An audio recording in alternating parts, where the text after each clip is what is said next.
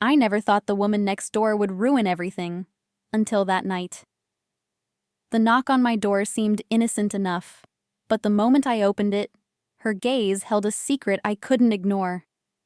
What started as a friendly visit turned into something I'd regret forever. My heart raced, and the air felt thick as she whispered, "You know I've always cared about you, don't you?"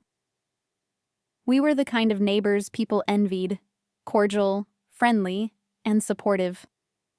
Mrs. Carter, the woman next door, had always been a comforting presence in my life. She was warm, approachable, and somehow always seemed to know the right thing to say. Our families had shared backyard barbecues, holiday greetings, and casual conversations across the fence. She was older, closer to my mom's age, but that never felt like a barrier. I was juggling a demanding job and a complicated personal life, but my interactions with Mrs. Carter were a welcome escape.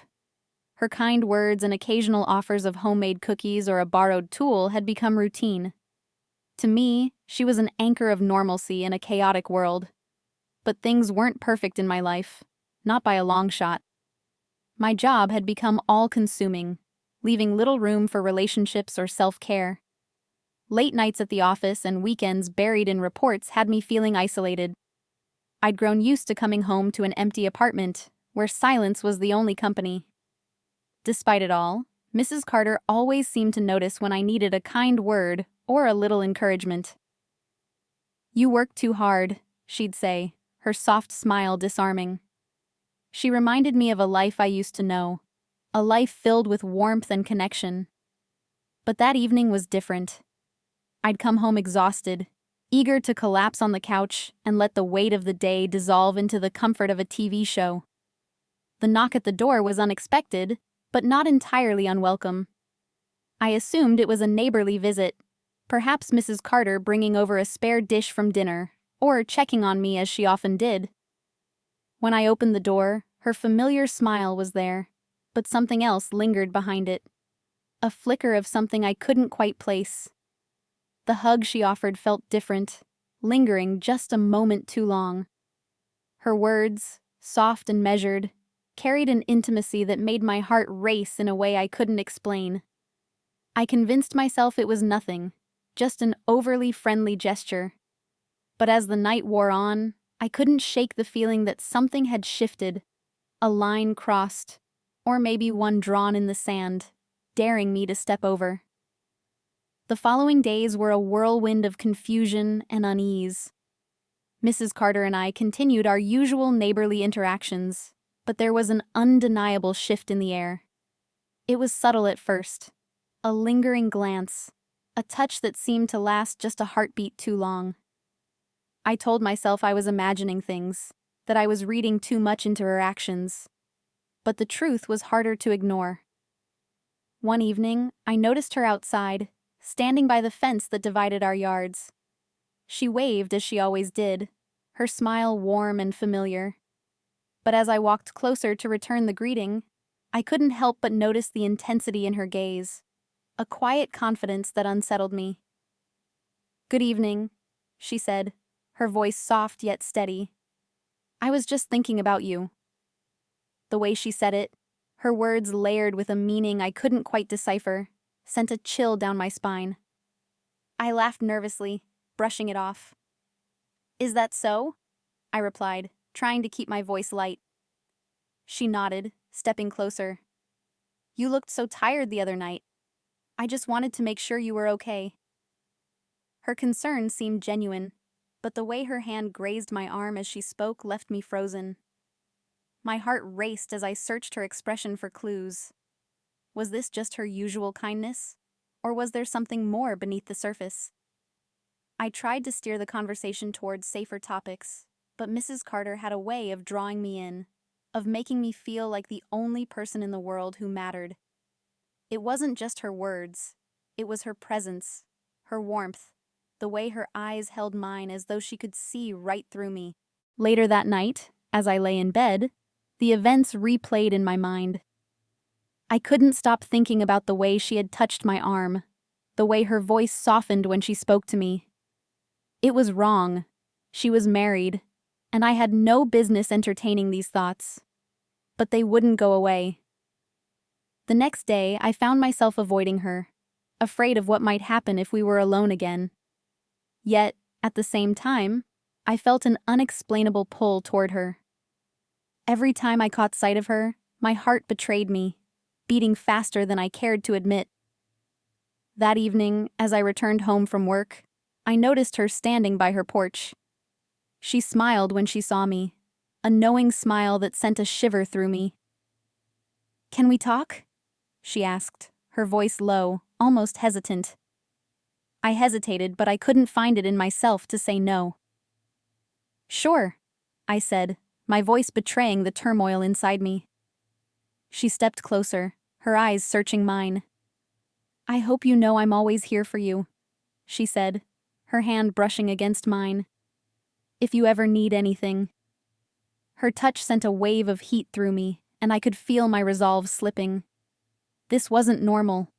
This wasn't right. Yet I couldn't bring myself to pull away. As she turned to leave, I stood there, staring after her, my mind spinning with confusion and doubt. What was happening between us? Was this all in my head, or had we crossed a line that couldn't be uncrossed? The tension between us was growing, and with it, a sense of inevitability. I told myself to stay away, to keep my distance. But deep down, I knew it was only a matter of time before something gave way. The line between friendly gestures and something more had blurred beyond recognition. Every interaction with Mrs. Carter felt charged. Every word she spoke seemed to carry a hidden weight. I knew I should put distance between us, but the pull was undeniable, a magnetic force that defied reason. It was a quiet Saturday afternoon when everything changed. I was in the backyard, tidying up, when I saw her standing by the gate that separated our properties. She wasn't passing by or simply enjoying the sunshine. She was waiting. For me. My heart raced as I approached, my feet heavy with the weight of knowing I was stepping into dangerous territory. She smiled, but it wasn't the casual, neighborly smile I'd grown used to. This one was different, softer, almost intimate. "Hey," I said, my voice coming out more strained than I intended. "Hey," she replied, her tone low and measured. Her gaze lingered on mine, unflinching, and for a moment, I forgot how to breathe. "I wanted to talk to you," she began, her voice steady, but there was a nervous edge to it.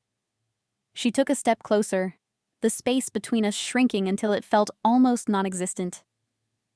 "I've been thinking about us."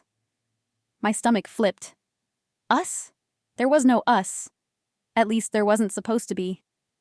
I tried to play it off. "Us?" I asked, forcing a laugh that sounded hollow even to my own ears. "We're neighbors, Mrs. Carter. What do you mean?" She looked down briefly, as if collecting her thoughts, before meeting my eyes again.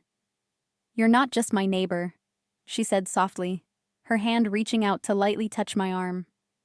Her fingers brushed against my skin, sending a jolt of electricity through me. "You've become important to me." I froze, unsure of what to say or do. Her words hung in the air, heavy and impossible to ignore. My mind screamed at me to pull away, to put an end to this before it spiraled out of control. But my body betrayed me, rooted to the spot, craving the warmth of her touch. She stepped even closer, her breath warm against my skin.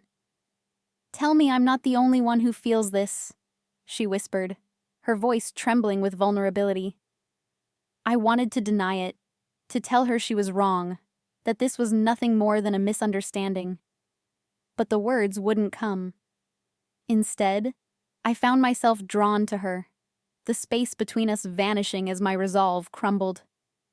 Her hand moved to my shoulder, her fingers lingering in a way that sent my heart into overdrive. "I know this is wrong," she murmured, her eyes searching mine. "But I can't stop thinking about you. About us." I swallowed hard, every instinct screaming at me to stop this before it went too far. But then she leaned in, her lips brushing against my cheek, and the world seemed to tilt on its axis. The smell of her perfume, the softness of her touch, it was all too much. "I shouldn't be here," I managed to say, my voice shaky and weak. "Maybe not," she said, her lips dangerously close to mine. "But you are." Before I could process what was happening, she closed the distance between us, her lips capturing mine in a kiss that was both hesitant and insistent. My mind raced, a flurry of guilt, desire, and confusion, but my body refused to resist. Her kiss deepened, and I felt myself surrendering to the moment, the forbidden allure of what we both knew was wrong. Just as quickly as it started, I pulled away, my chest heaving with the weight of what had just happened. "This can't happen," I said, my voice barely above a whisper. "You're married, Mrs. Carter." Her expression softened, a mix of sadness and longing. "I know," she said, stepping back slightly but keeping her gaze locked on mine. "But I can't help how I feel. And I don't think you can either." She was right. I couldn't deny the connection between us, the way my heart raced every time she was near. But that didn't make it right. It didn't change the fact that we were playing with fire, and the consequences could destroy everything. "I need to go," I said, taking a step back. But even as I said the words, I knew they were a lie. I didn't want to leave. I didn't want this to end. As I walked away, I could feel her eyes on me, a silent plea that echoed in my mind. The memory of her touch, her kiss, lingered long after I was back inside my house. I knew I should feel nothing but guilt and regret. Instead, I felt a dangerous mix of longing and anticipation. This wasn't over. It couldn't be. A line had been crossed, and there was no going back now. I spent the next few days trying to convince myself that nothing had happened, that I could go back to normal, but the memory of her kiss was impossible to erase. Every time I closed my eyes, I felt her touch, her breath on my skin, the weight of the moment we shared. It wasn't just the physicality of it. It was the undeniable connection that had ignited something deep inside me, something I couldn't control. But normal wasn't an option anymore. The tension between us had grown into an unspoken secret, hanging in the air like a storm waiting to break.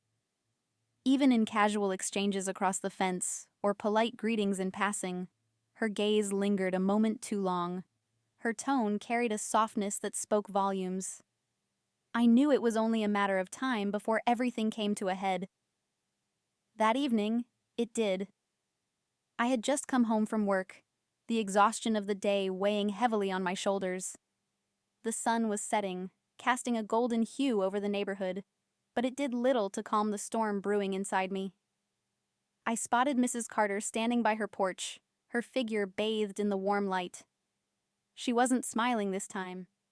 Instead, her expression was a mixture of determination and hesitation.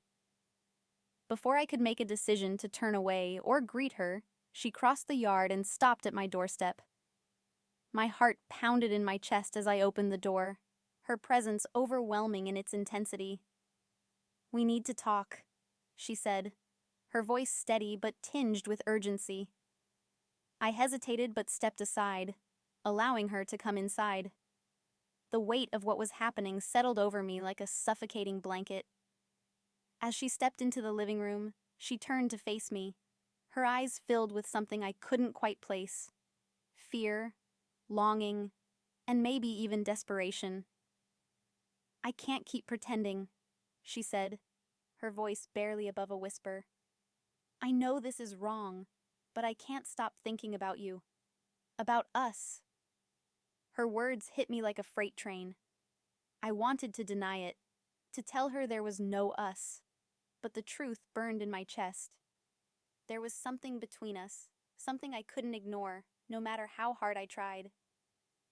"Mrs. Carter," I began, my voice trembling. This can't happen. You're married. We can't do this." "I know," she said, taking a step closer, her eyes locking onto mine. But that doesn't change how I feel. And I know you feel it too. Before I could respond, she reached out, her hand brushing against my cheek. The touch was electric, sending a jolt through me that I couldn't ignore.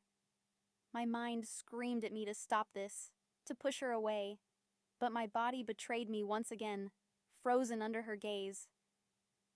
"Tell me you don't feel it," she whispered, her voice trembling.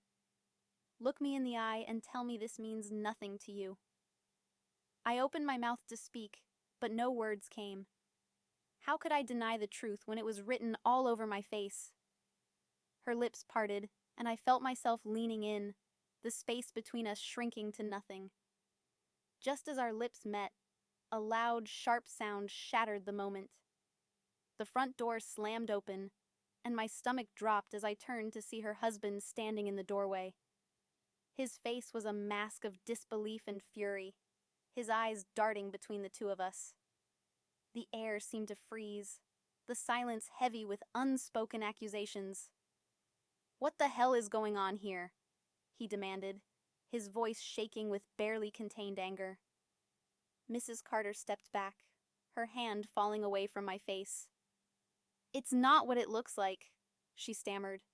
But even as she said the words, her voice lacked conviction. Her husband's eyes narrowed, his gaze shifting to me. "Not what it looks like?" he repeated, his voice rising. "You're in his house, touching him, and you expect me to believe that?" I felt my mouth go dry, my heart pounding so loudly I was sure they could both hear it. I opened my mouth to speak, to say something, anything, but the words wouldn't come.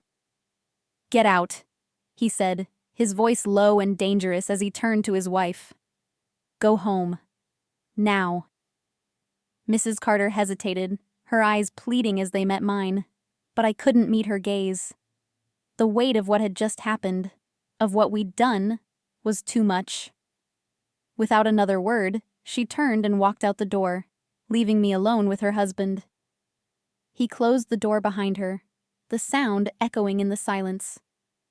For a moment, neither of us spoke. The tension in the room was suffocating, and I could feel his anger radiating off him in waves. "What's going on between you and my wife?" he finally asked, his voice cold and controlled. "Nothing," I lied, my voice barely above a whisper. "Nothing's going on." He stepped closer, his eyes boring into mine. "Don't lie to me," he said, his voice shaking. "I saw the way she looked at you. I saw the way you looked at her." I swallowed hard, my mind racing for something to say, but nothing came. The truth was too damning, and any lie I told would only make things worse. "You think I'm stupid?" he continued, his voice rising.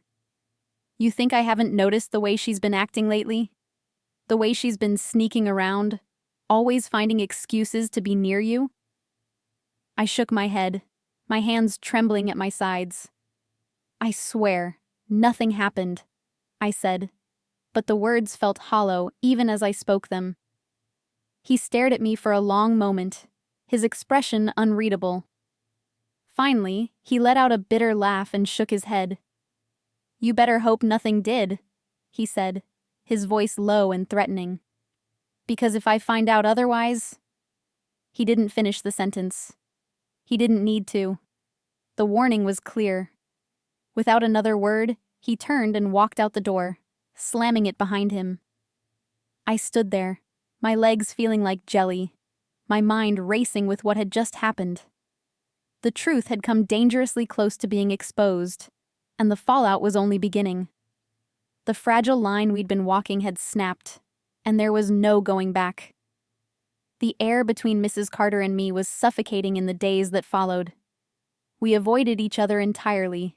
No stolen glances, no polite waves from across the fence. But the weight of what had happened, of what almost happened, loomed over me like a dark cloud. My thoughts were consumed by guilt, fear, and an ache I couldn't name. I replayed the confrontation with her husband over and over in my mind. His words echoed in my ears, a stark reminder of the line we had crossed. The rage in his eyes, the barely contained violence in his voice. It was a warning I couldn't ignore. Yet, beneath the fear, there was something else. A twisted sense of longing. I hated myself for it, but I couldn't stop thinking about her. The silence between us didn't last long. It was as if the tension had a life of its own, pulling us back together despite the danger. Late one evening, as I sat in my living room, trying to focus on anything other than the mess I'd created, there was a soft knock at the door. My heart sank. I already knew who it was. I hesitated, my hand hovering over the doorknob. Every rational thought told me to walk away, to let her knock and leave. But against my better judgment, I opened the door. There she stood, her face pale, her eyes filled with a mixture of desperation and sorrow. "We need to talk," she said, her voice barely above a whisper. I stepped aside, allowing her in, even as every nerve in my body screamed at me to stop. She sat on the edge of the couch, her hands clasped tightly in her lap. I stood across from her, unsure of what to say. "I'm sorry," she began, her voice trembling. "I never meant for things to go this far." I nodded, unable to meet her gaze. Neither did I. She looked up at me, her eyes glistening with unshed tears. "But it did," she said, "and I don't know how to undo it." There was a long silence, the weight of her words pressing down on both of us. Finally, she spoke again. "He knows," she said, her voice cracking. "Or at least, he suspects. And if he finds out the truth—" She trailed off, her hands gripping the fabric of her skirt tightly. The implications hung in the air. Her husband wasn't a man to be trifled with. That much was clear from the way he'd confronted me. If he learned the full extent of what had happened between us, the fallout would be catastrophic. For her. For me. For everyone involved. "I can't do this anymore," I said, my voice shaking. "This has to stop." "I know," she replied, her voice barely audible. "But I don't know how to let go." Her words hit me like a punch to the gut because they echoed my own feelings. As wrong as it was, there was a part of me that didn't want to let go either. But I knew we didn't have a choice. The risk was too great, the consequences too severe. "You have to go back to him," I said, the words tasting bitter on my tongue. "You have to fix things with your husband." She looked at me, her eyes filled with anguish. "And what about us?" she asked, her voice breaking. "What am I supposed to do with this?" "There is no us," I said, forcing the words out even as they tore at my heart. "There can't be." Her face crumpled, and a single tear slid down her cheek. She nodded, standing slowly as if the weight of the moment was too much to bear. "You're right," she said softly. "But that doesn't make it any easier." She turned to leave, pausing at the door. "For what it's worth," she said, her voice trembling, "I'll never forget you." With that, she was gone, leaving me standing alone in the living room, the silence deafening. I sank onto the couch, my head in my hands. The emptiness I felt was overwhelming, but I knew it was the only way. The days that followed were a blur of avoidance and half-hearted attempts to move on. I threw myself into work, trying to fill the void she'd left behind. But no matter how hard I tried, I couldn't escape the memories. The way she looked at me, the sound of her voice, the touch of her hand. It was all etched into my mind, a constant reminder of the line we'd crossed. I saw her husband occasionally, his presence a stark reminder of the danger we'd narrowly avoided. His gaze lingered on me longer than it should have, suspicion still simmering beneath the surface. I avoided him as much as possible, fearful that one wrong move could unravel everything. As for Mrs. Carter, our interactions became strained and distant, reduced to polite nods and curt exchanges. The connection that had once burned so brightly was now nothing more than ashes, smothered by the weight of guilt and regret. But even as I tried to rebuild the walls between us, I couldn't shake the feeling that this wasn't over. The pull between us, the spark that had ignited everything, it still lingered, just beneath the surface, waiting for the slightest opportunity to reignite. In the weeks that followed, life slowly began to return to a fragile semblance of normalcy. Mrs. Carter and I fell into an unspoken agreement to keep our distance, our interactions limited to the occasional wave or a polite smile. But beneath the surface, the weight of what had happened lingered, casting a shadow over every moment. I tried to focus on moving forward, pouring myself into work and reconnecting with old friends. I told myself that time would heal the wounds, that the ache I felt every time I thought of her would eventually fade. But the truth was more complicated. The memories of her touch, her words, her kiss, they were like ghosts, haunting me when I least expected it. One evening, as I sat alone in my living room, staring at the television but not really watching it, I found myself reflecting on everything that had happened. I couldn't help but ask myself how I had allowed things to spiral so far out of control. It had all started so innocently, just a friendly neighborly relationship. But somewhere along the way, lines had blurred, boundaries had been crossed, and lives had been upended. The guilt weighed heavily on me. I had allowed myself to be drawn into something I knew was wrong, something that could have destroyed not only my life, but hers as well. Her husband's anger, the danger of being caught, it had all been a warning, a reminder of the consequences of our actions.